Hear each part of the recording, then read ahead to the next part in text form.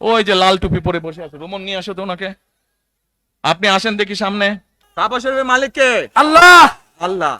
আমরা মুসলমান সবাই এই দিন দুনিয়ার আমরা যে এই পৃথিবী দেখি, এই পৃথিবীর মালিক কে? আল্লাহ। এই সূর্য নক্ষত্র যা দেখি তার মালিক কে? আল্লাহ।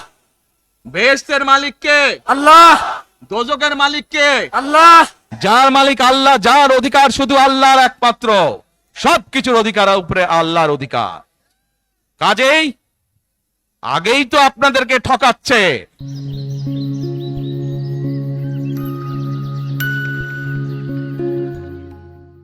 আমরা যেই অধিকার আদায়ের পথে নেমেছে, একটি কুচক্রী মহল এর এই ভেতরে ষড়যন্ত্র শুরু করে দিয়েছে।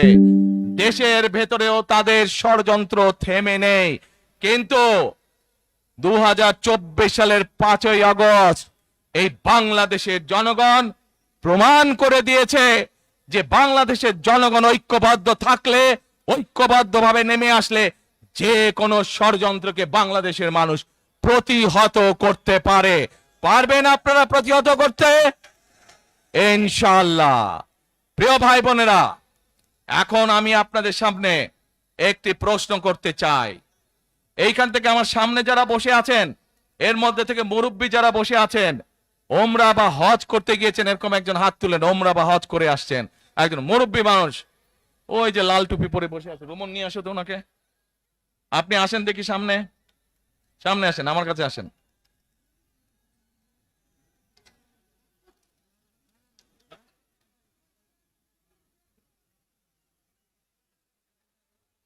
মুঝে চশমা ঝুলছে, চশমা ঝুলছে।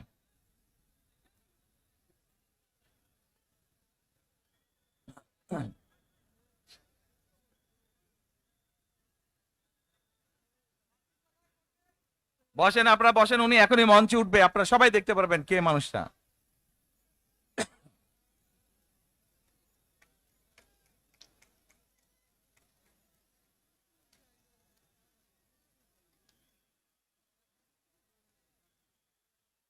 আসেন আসেন, দৌড় দৌড় দৌড় দৌড়, তাড়াতাড়ি, এই আজান দিবে এখন, দৌড় দৌড়, তাড়াতাড়ি তাড়াতাড়ি তাড়াতাড়ি আসেন। আসসালামু আলাইকুম, কি নাম আপনার? এটিএম হেলাল। ওই এইদিকে বলেন, এদিকে। এটিএম হেলাল। বাড়ি কই? সুনামগঞ্জ। বাড়ি সুনামগঞ্জ। সুনামগঞ্জ কোথায়? শান্তিগঞ্জ। এই সুনামগঞ্জের মানুষ আছে এখানে? এই- এই লোক আপনাদের মানুষ? আচ্ছা, এখন বলেন, কবে গেছিলেন আপনি? হজ না উমরায় গেছিলেন? উমরাতে গেছি 16তে, হজে গেছি 17তে। উমরাতে গেছেন 16তে, হজে গেছেন 17। এখন আমাকে বলেন, আপনি তো উমরা হজ করে আসছেন, যে মাইকের সামনে দাঁড়ান। আপনি কাবা শরীফে গেছেন, জি। কাবা শরীফের মালিক কে? আল্লাহ। জোরে বলেন। আল্লাহ। কাবা শরীফের মালিক কে? আল্লাহ। আল্লাহ। আমরা মুসলমান সবাই এই দিন দুনিয়ার আমরা যে এই পৃথিবী দেখি, এই পৃথিবীর মালিক কে? আল্লাহ। এই সূর্য নক্ষত্র যা দেখি তার মালিক কে? আল্লাহ। বেহেশতের মালিক কে? আল্লাহ। দোজখের মালিক কে? আল্লাহ। আচ্ছা, দাঁড়ান, এবার আপনি বসেন এখানে। আপনারা সকলেই সাক্ষী দিলেন, দোজখের মালিক আল্লাহ, বেহেশতের মালিক আল্লাহ, এই পৃথিবীর মালিক আল্লাহ, কাবার মালিক আল্লাহ। আরে ভাই, যেটার মালিক আল্লাহ সেটা কি অন্য কেউ দেওয়ার ক্ষমতা রাখে? রাখে না। তাহলে কি দাঁড়ালো? নির্বাচনের আগেই একটি দল এই দিব ওই দিব বলছে, টিকিট দিব বলছে না? যেটার মালিক মানুষ না, সেইটার কথা যদি সে বলে, এক সেরে কি করা হচ্ছে? হচ্ছে না? যার মালিক আল্লাহ, যার অধিকার শুধু আল্লাহর একমাত্র, সবকিছুর অধিকার উপরে আল্লাহর অধিকার। কাজেই আগেই তো আপনাদেরকে ঠকাচ্ছে।